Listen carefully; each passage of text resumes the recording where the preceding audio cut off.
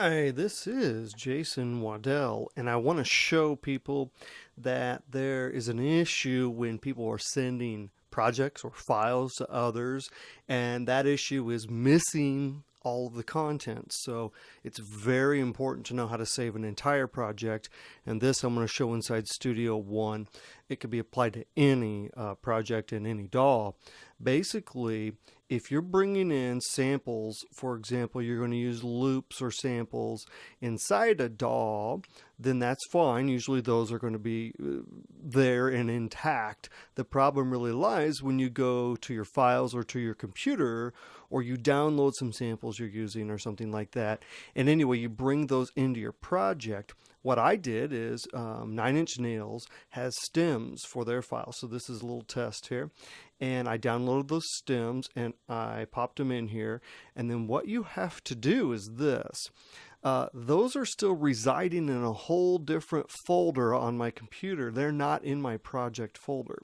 So I have to go to the song menu and copy external files. Now I already did this, so it's going to say there's none to copy. But if you have not done this, say you downloaded some samples from Music Radar, who has great free samples, well, you still need to do this, because what it does is it copies those files that you've used in your project and it places them into a media folder for your project. Best way to get to that is here. I'll go to Song, Show Media Folder. The media folder is basically all of the files or whatever that you're using. So these are copies again, because it copied it. So all the originals are intact. It's a safe way to work. Now up here is in my browser, I could go back one. And notice that this now is there's a song file, and that's just the version that Studio One uses, a .song. And there's a media folder. If I extracted a mix down or did a mix down, there would be a mix down folder.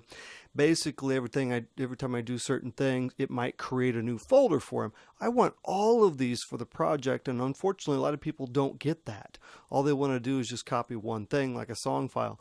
That's not going to give me much of anything. It'll be missing all kinds of stuff. In fact, it's good just to go back one more to my songs folder. You got to learn how to go back in your browser.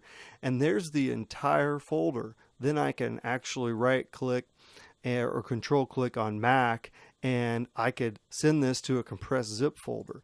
It zips the entire project, and that entire project includes all of the media folders and all of the separate folders that I'm using for that project.